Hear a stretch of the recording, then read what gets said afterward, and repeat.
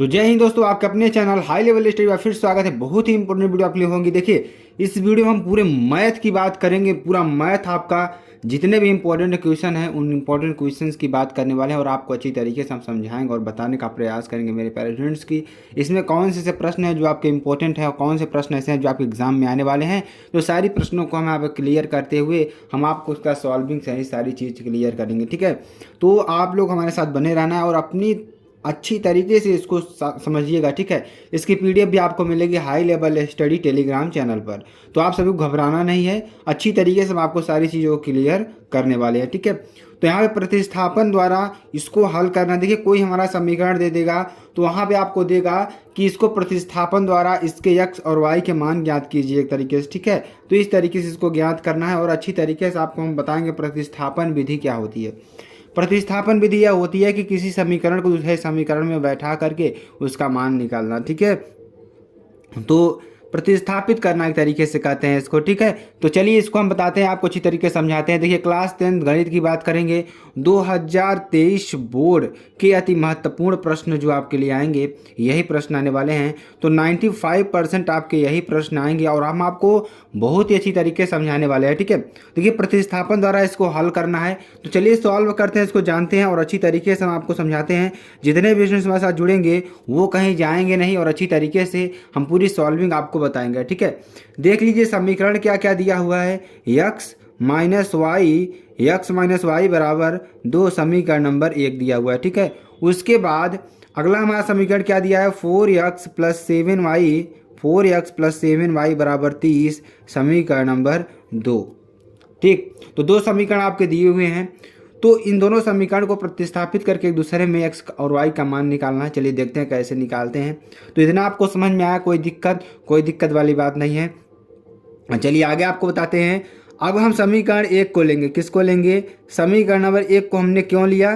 क्योंकि ये देखिए समीकरण हमारा क्या है, छोटा है। छोटा समीकरण में आसानी हो जाती है किसी दूसरे समीकरण प्रतिस्थापित करना। तो यहाँ पे गणित की बात कर रहे हैं, कक्षा 10 गणित की बात कर रहे हैं। जितने भी स्टूडेंट्स हमारे साथ जुड़ेंगे तुरंत चैनल को शेयर कर देंगे। ठीक है, शेयर कर देंगे।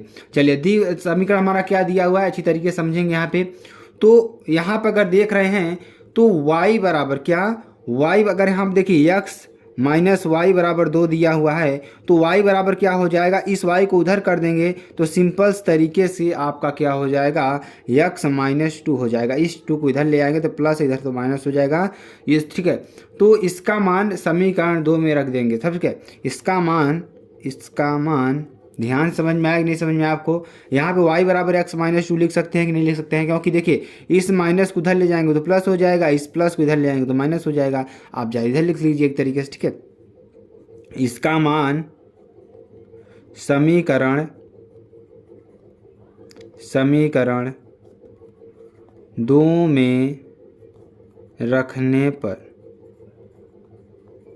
ठीक है, इसका मान समीकरण नंबर 2 में रखने पर तो देखिए क्या हो जाएगा, इस तरीके से आपको समझना है। ठीक है, तो देखिए समीकरण नंबर 2 हमारा क्या है, 4x, ध्यान समझेंगे इसको भी, क्या है 4x प्लस 7y बराबर 30 है। ठीक है, अब इसमें हम जहाँ पर y है वहाँ पर क्या रखेंगे, x माइनस 2 रख देंगे। ठीक है, तो यहाँ पे हम x माइनस 2 रख देते हैं। तो 4x plus 7 into x minus 2 बराबर 30। ठीक, आपका ये हो जाएगा। अब उसके बाद देखिए इसको थोड़ा सॉल्व करेंगे तो 4x प्लस इस 7 का मल्टीप्लाई हम अंदर कर दे रहे हैं। ठीक है, तो 7x माइनस इस 7 का इसमें करेंगे तो माइनस 14 बराबर 30। ठीक, ये आपका हो जाएगा। अब क्या करेंगे, हम इस माइनस को उधर ले जाएंगे तो प्लस हो जाएगा। इस 7x को 4x में जोड़ देंगे तो 7 4 11x और इसको उधर ले जाएंगे 30 प्लस 14। ठीक है, 30 प्लस 14 30 प्लस 14, तो यहाँ पे 11x टोटल यहाँ पे जोड़ेंगे तो 44 हो जाएगा। ठीक है, तो इसको 11 से अगर हम डिवाइड कर देंगे तो 11 4 जा 44 या 11 चौक 44, आप सभी को मालूम है। तो x का मान कितना हो जाएगा, 4 हो जाएगा। 1 का मान मिल गया। अब इस 4 का मान समीकरण नंबर 1 में रख देते हैं। तो x का मान समीकरण 1 में रखने पर, ठीक है, अब इसका मान समीकरण नंबर 1 में रख देंगे तो यहाँ पे आप देख रहे हैं x माइनस वाई बराबर 2। ठीक है, x का कितना रखेंगे, 4 रखेंगे तो 4 माइनस वाई बराबर 2, या माइनस को उधर करिए, इधर यानी कि माइनस वाई को उधर ले जाएंगे तो प्लस हो जाएगा, इस प्लस को इधर ले आएंगे तो माइनस हो जाएगा, यानी कि वाई बराबर 4 - 2 यानी कि 2, यानी कि वाई बराबर कितना हो जाएगा 2 हो जाएगा। ठीक है, तो समीकरण का हल क्या आएगा, समीकरण का हल आपको इतना लिख देना है, समीकरण का हल क्या हो जाएगा, x बराबर 4 और y बराबर 2। ठीक है, आपका ये आंसर हो जाएगा। बहुत ही इंपॉर्टेंट है और आपके एग्जाम के लिए बहुत ही महत्वपूर्ण सवाल है। ठीक है, चलिए आगे आपको बताते हैं अगला क्वेश्चन। अगला क्वेश्चन देखिए आपके सामने क्या है, बहुत ही इंपॉर्टेंट ये भी है।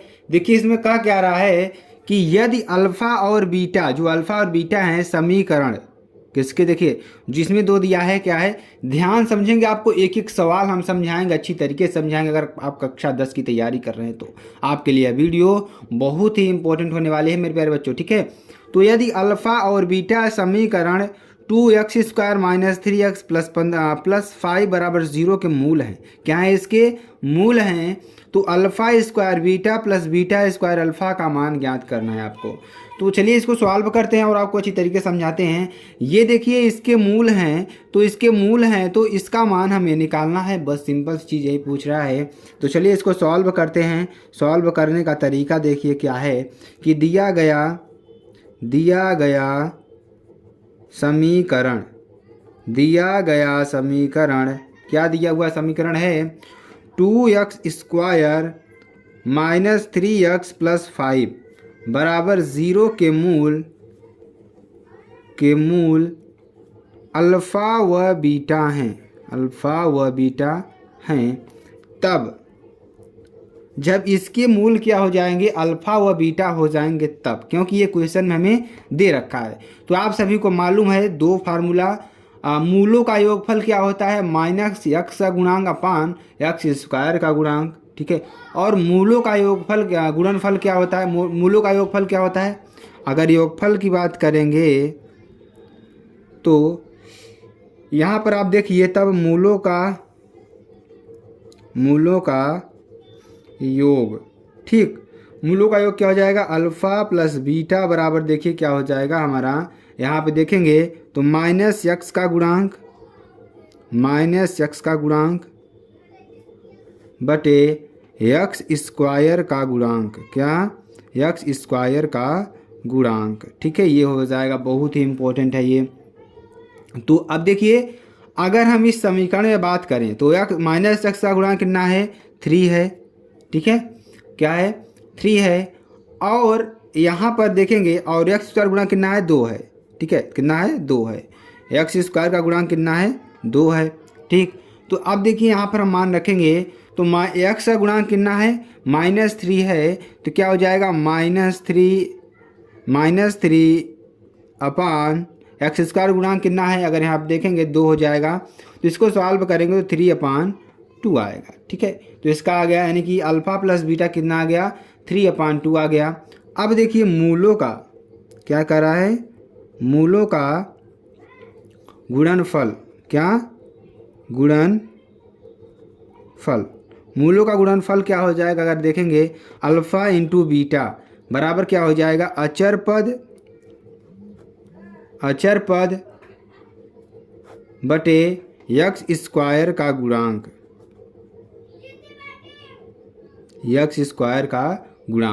तो यहाँ आप देखिए अचर पद क्या है हमारा, अचर पद जिसमें कोई x का गुणांक न जुड़ा हो। तो यहाँ आप देखिए अचर पद हमारा कितना है, 5 है, कितना है, 5। तो 5 है तो अचर पद कितना है, 5 है, बटे x² गुणांक कितना हो जाएगा, 5/2। ठीक, ये आपका हो जाएगा, बहुत ही इंपॉर्टेंट है। तो अब देखेंगे कैसे सॉल्व करेंगे। ठीक है, तो इसको सॉल्व करने का तरीका क्या होगा, मूलों का योगफल इंटू मूलों का गुणनफल जो है इसको मल्टीप्लाई कर देंगे। तो alpha into beta into alpha plus beta बराबर क्या हो जाएगा, 3/2 इंटू 5/2। ठीक है, तो इसको अगर सॉल्व करेंगे तो क्या आएगा हमें, देखिए अल्फ़ा इंटू इसमें मल्टीप्लाई करेंगे तो अल्फ़ा² हो जाएगा इंटू बीटा, क्योंकि इसमें मल्टीप्लाई करेंगे तो अल्फ़ा² इंटू बीटा प्लस यहाँ पे अल्फ़ा इंटू बीटा हो जाएगा तो बीटा का स्क्वायर। ठीक है, बराबर 15/4। ये आपका आंसर हो जाएगा। यही हमें पूछ रहा था कि इसका मान क्या होगा। ठीक है, तो आई होप आपको अच्छी तरीके से समझ में आ गया होगा कि इसका मान क्या होगा। ठीक है, alpha square beta plus alpha beta square बटे बराबर 15/4। ठीक है, ये आपका हो जाएगा। चलिए अगला क्वेश्चन देखते हैं। अगला क्वेश्चन क्या है आपके लिए। देखिए ये भी क्वेश्चन बहुत ही इंपॉर्टेंट है आपके लिए। चलिए इस क्वेश्चन को देखिए क्या कर रहा है कि समीकरण x square minus 7x plus 12 बराबर 0 के मूलों के व्युत्क्रमों का योगफल ज्ञात कीजिए। क्या कर रहा है, मूलों के व्युत्क्रमों का योगफल ज्ञात कीजिए। ठीक है, तो चलिए मूलों के व्युत्क्रमों का योगफल ज्ञात करते हैं, उसमें अच्छी तरीके से आपको समझाते हैं क्या होगा। तो देखिए सॉल्व करेंगे इसको, क्या करेंगे, सॉल्व करेंगे तो क्या होगा। ठीक है, तो दी गई समीकरण, पहले देख लीजिए, दी गई समीकरण के मूलों का योग, क्या, मूलों का योग। ठीक, मूलों का योग क्या हो जाएगा, अल्फ़ा प्लस बीटा। क्या, अल्फ़ा प्लस बीटा बराबर क्या हो जाएगा। हमने आपको बताया कि मूलों का योगफल क्या होता है, माइनस यक्स का गुणांक अपान एक्स स्क्वायर का गुणांक क्या होता है, माइनस यक्स का गुणांक बटे यक्स स्क्वायर का गुणांक। ठीक है, ये आपको मालूम है, हमने आपको ऊपर वाले प्रश्न में बताया था। तो बहुत ही सिंपल चीज़ है, इतना तो आपको समझ में आया होगा, अच्छी तरीके से समझ में आया होगा, कोई दिक्कत वाली बात नहीं है यहाँ पर। अब देखिए समीकरण क्या दे रखा है, x square minus 7x plus 12 बराबर 0। अगर यहाँ पर हम एक्स के गुणांक की बात करें तो कितना है, -7, तो एक्स का गुणांक कितना है, -7। और एक्स स्क्वायर गुणांक की बात करें तो एक्स स्क्वायर गुणांक की बात करेंगे तो 1 दे रखा है। तो सिंपल सी बात है, यहाँ पे हम रख देंगे अल्फ़ा प्लस बीटा बराबर क्या हो जाएगा, माइनस इंटू -7 अपान कितना हो जाएगा 1, यानी कि 7। टोटल मिलाकर हमें कितना आया, 7 मिला। अल्फ़ा प्लस बीटा बराबर कितना मिल जाएगा, 7 मिलेगा। ठीक, तो ये आपके लिए बहुत ही इंपॉर्टेंट हो जाएगा। चलिए अब आगे आपको बताते हैं। तब मूलों का गुणनफल की बात करेंगे। किसकी बात करेंगे, मूलों का गुणनफल। क्या, गुणनफल की बात कर रहे हैं यहाँ पे। तो मूलों का गुणनफल क्या हो जाएगा, अल्फ़ा इंटू बीटा बराबर क्या हो जाएगा, अचर पद। क्या, अचर पद बटे क्या हो जाएगा, एक्स स्क्वायर का गुणांक। क्या, एक्स स्क्वायर का गुणांक। ठीक है, अचर पद बटे एक्स स्क्वायर का गुणांक क्या हो जाएगा। यहाँ पे अगर अचर पद की बात करें, यहाँ पर अगर समीकरण में हम अचर पद की बात करें, इसको भी देख लीजिए आप, तो कितना आ जाएगा 12। क्या, 12। तो अचर पद कितना है 12, और एक्स स्क्वायर गुणांक हमने कितना बताया था, 1। तो यहाँ पर हो जाएगा 12/1। सिंपल सी बात है, कोई दिक्कत वाली बात नहीं। यहाँ पर हो जाएगा 12/1। ठीक, अब देखिए आगे क्या होगा, आगे हम थोड़ा और सॉल्व करेंगे इसको। तब मूलों का गुणनफल आपको आ गया। अब देखिए, अब इनके जो मूलों का व्युत्क्रम निकालना है हमें। ठीक है, व्युत्क्रम क्या हो जाएगा, अभी मूल हमारे क्या है, अल्फ़ा और बीटा है, तो इसका व्युत्क्रम क्या होगा, अल्फ़ा का व्युत्क्रम 1/अल्फ़ा प्लस बीटा का व्युत्क्रम 1/बीटा। व्युत्क्रम मतलब क्या होता है, उल्टा। जैसे हम कह दें कि अल्फ़ा का व्युत्क्रम क्या हो जाएगा, 1/अल्फ़ा प्लस बीटा का व्युत्क्रम क्या हो जाएगा, 1/बीटा। देखिए जैसे इसको हम ऐसे लिख सकते हैं, ध्यान दीजिएगा यहाँ पे, इसको हम अल्फ़ा/1 लिख सकते हैं। अगर हम इसका उल्टा कर देंगे तो क्या हो जाएगा, 1/अल्फ़ा हो जाएगा। सिंपल सी बात है, कोई दिक्कत वाली बात नहीं है। तो ये व्युत्क्रम वाली बात आपको समझ में आ गई होगी। तो इसको सॉल्व, इसका एलसीएम लेंगे, कितना लेंगे, तो अल्फ़ा प्लस बीटा बटे अल्फ़ा इंटू बीटा। ठीक है, इसका व्युत्क्रम यानी कि इसका एलसीएम ले लेंगे दोनों का। तो यहाँ पे क्या बचेगा, अल्फ़ा बचेगा, यहाँ पे क्या बचेगा, बीटा बचेगा, एक तरीके से। ठीक है, तो बराबर क्या हो जाएगा, अल्फ़ा और बीटा, अल्फ़ा प्लस बीटा का मान कितना आया, 7, और अल्फ़ा इंटू बीटा का मान कितना है, 12। तो यही आपका अभीष्ट आंसर हो जाएगा, जो कि आपके लिए बहुत ही बेहद ही इंपॉर्टेंट है। ठीक है, तो इस तरीके से आप प्रश्नों को सॉल्व कर लेना। चलिए अगला क्वेश्चन देखते हैं। अगला क्वेश्चन क्या होगा, वो भी बहुत ही इंपॉर्टेंट है आपके लिए, और आपके एग्ज़ाम में बहुत बार पूछा गया प्रश्न है। ठीक है, तो अगला क्वेश्चन देखिए, बहुत ही इंपॉर्टेंट है ये भी, और आपके एग्जाम के लिए तो बहुत ही महत्वपूर्ण है। ठीक है, चलिए यहाँ पे देखिए, दो संख्याओं का अंतर कितना है, 2 है। कितना है, दो संख्याओं का अंतर कितना है, 2 है, तथा उनके वर्गों का जो योग है 34 है। कितना है, 34 है। संख्याएं ज्ञात कीजिए। यदि हम इसमें क्या कर रहे हैं कि दो संख्याओं का योग, मान लीजिए अगर हम यहाँ पर अगर अच्छी तरीके से सॉल्व करेंगे, सभी लोग ध्यान से देखिएगा, तभी आपको समझ में आएगा, अन्यथा समझ में नहीं आएगा। दो संख्याओं का जो अंतर है कितना है, 2 है, तथा उनके वर्गों का जो योग है 34 है। ठीक है, तो संख्याएं ज्ञात करना है आपको, उन संख्याओं को आप ज्ञात करना है। तो कैसे ज्ञात करेंगे, देखिए हम सॉल्व करेंगे, ध्यान समझिएगा तभी आपको समझ में आएगा। इसको सॉल्व कैसे करेंगे, हम मान लेंगे क्या मानेंगे, देखिए माना संख्याएं, क्या माना संख्याएं x व y हैं, क्या x व y हैं। ठीक है, दो संख्याएं आपके पास। अब देखिए प्रश्न के अनुसार क्या कर रहा है उसको आप लिखिए। ठीक है, दो संख्याओं का अंतर यानी दो संख्याओं का घटाव, अंतर मीन्स क्या होता है, घटाव होता है। ध्यान दीजिएगा, आपको एक ही क्वेश्चन में सारी चीज़ क्लियर हो जाएंगी। ठीक है, क्या कर रहा है, दिया क्या है, मान लिया हमने कि माना दो संख्याएं x और y है, सिंपल तरीके से हम मान लिया। ठीक है, उसके बाद क्या कर रहा है, इन संख्याओं का अंतर, जो संख्याएं दिया हुआ है, इन संख्याओं का अंतर यानी कि इन संख्याओं का जो घटाव है कितना दिया है, 2 दे रखा है, तथा उनके वर्गों का योग, मान लीजिए पहली संख्या का वर्ग, ठीक है, प्लस दूसरी संख्या का योग, इसके वर्गों का योग हो गया, बराबर कितना दे रखा है, 34। यहाँ पे आप देख सकते हैं, ध्यान दीजिएगा, समझ में आया, सभी को समझ में आ गया होगा। ठीक है, समीकरण नंबर 1, समीकरण नंबर 2, सिंपल सी बात है, कोई दिक्कत वाली बात नहीं है, हमने आपको समझाया। अब यहाँ पर देखिए समीकरण नंबर 1 से देखेंगे, समीकरण, हमने आपको एक क्वेश्चन बताया था प्रतिस्थापन, शुरू में आपने क्या बताया था, प्रतिस्थापन। अब देखेंगे यहाँ पे हम क्या हो जाएंगे, समीकरण नंबर 1 से, सिंपल सी बात है, हमें संख्याएं ज्ञात करना है। ठीक है, जो हमारी x और y हैं इन्हीं को ज्ञात करना है। दो समीकरण हमने मिल गया है, अब इसी समीकरण को हमें सॉल्व करके किसी तरीके से x और y का मान निकालना है, सिंपल तरीके से, कोई दिक्कत वाली बात नहीं होगी।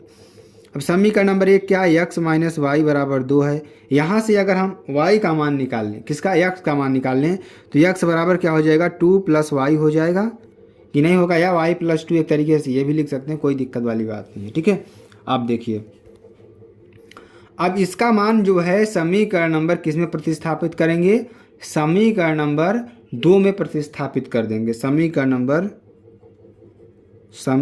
नंबर 2 से। ठीक है, समीकरण नंबर 2 से क्या हो जाएगा, x² + y² बराबर 34। ठीक है, हमने x का मान कितना निकाला, या बराबर y + 2 भी कर सकते हैं आप, या x की जगह कितना रखेंगे हम, y + 2 रखेंगे, तो y + 2 का होल स्क्वायर प्लस y² बराबर 34। ठीक है, कोई दिक्कत वाली बात नहीं, यहाँ पे आपका हो जाएगा।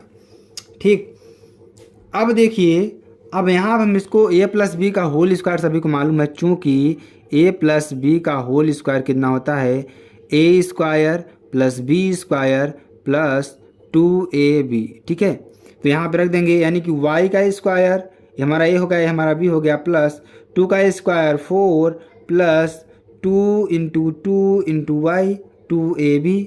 ठीक, कोई दिक्कत नहीं, बराबर 34। अब यहाँ पे देखिए y² + 4 प्लस 2 × 2 = 4 यानी कि 4y बराबर 34। ठीक है, अब क्या हो जाएगा, यहाँ से आप देख सकते हैं बहुत ही सिंपल तरीके से हम क्या करेंगे कि इस 34 को इधर ले आएंगे, यानी कि y² + 4y, यहाँ पे अगर इसको इधर ले आएंगे तो 4 + 4 - 34 बराबर 0। ठीक, इतना हो जाएगा, इतना तो सभी लोगों को समझ में आ गया होगा। अब देखिए y² + 4y -30, क्योंकि 4 में से -34 घटाएंगे तो -30 बराबर 0, सिंपल सी बात है। अब हम इसका क्या करेंगे, गुणनखंड करने वाले हैं।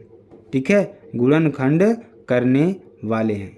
ठीक है, तो कैसे करेंगे आप सभी लोग बताइए, या एक तरीका और है, यहाँ पर क्या कर दें, हम दोनों पक्षों में 2 का भाग कर दें, 2 का गुणा कर दें। ठीक है, क्या कर दें, 2 का भाग और 2 का गुणा कर दें। ठीक है, तो क्या आएगा, एक चीज़ और स्टूडेंट्स यहाँ पर देखिए, एक चीज़ हमें भूल गए हैं यहाँ पे लिखना, यानी कि वाई स्क्वायर, देखिए वाई स्क्वायर सब में छूट गया है, इसको भी आप लोग लिख लीजिए, ठीक है। वाई स्क्वायर को भी लिख लीजिए, प्लस वाई स्क्वायर सब जगह जोड़ दीजिए। अगर यहाँ पर भी वाई स्क्वायर हम जोड़ देंगे तो यहाँ पे वाई स्क्वायर हो जाएगा। यहाँ पे एक चीज़ आपका भूल गया, ठीक है। तो यहाँ पर अगर जोड़ेंगे 2y square plus 4y minus 30 बराबर 0, ठीक है। अब दोनों पक्षों में 2 का भाग देंगे तो क्या हो जाएगा, बटे 2 बटे 2 बटे 2 बराबर बटे 2, ठीक है। सब जगह 2 2 कर देंगे तो यहाँ बचेगा वाई स्क्वायर बचेगा, क्योंकि 2 से 2 कैंसिल हो जाएगा। यहाँ पे बचेगा प्लस 2 2 ज़ा 4 यानी 2y बचेगा। यहाँ पे बचेगा माइनस 2 15 बचेगा, यहाँ पे बराबर 0, क्या हो जाएगा 0, ठीक है। तो ये आपका हो गया। अब देखिए इसको सॉल्व करेंगे तो कैसे सॉल्व करेंगे, यानी कि हम इसका मल्टीप्लाई करते हैं और जोड़े या घटाने पर क्या आना है, हमारे 2 आना चाहिए। तो 5 तिहाई 15, 5 इंटू 3 क्या, 5 इंटू 3 बराबर 15। तो 5 में अगर हम 3 माइनस कर देंगे तो 2 आएगा, ठीक है। इसका मल्टीप्लाई करेंगे, ए और सी का मल्टीप्लाई करने में इसको आना चाहिए, ठीक है।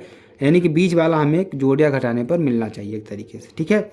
तो यहाँ पे अगर हम रखेंगे y square plus 2 y square, हम 2 को क्या लिख सकते हैं, अगर हम 2 को लिखना चाहेंगे तो क्या लिख सकते हैं, 5 माइनस 3 इंटू वाई माइनस 15 बराबर 0, इतना लिख सकते हैं कि नहीं, 2 बराबर इतना लिख सकते हैं, कोई दिक्कत वाली बात नहीं है।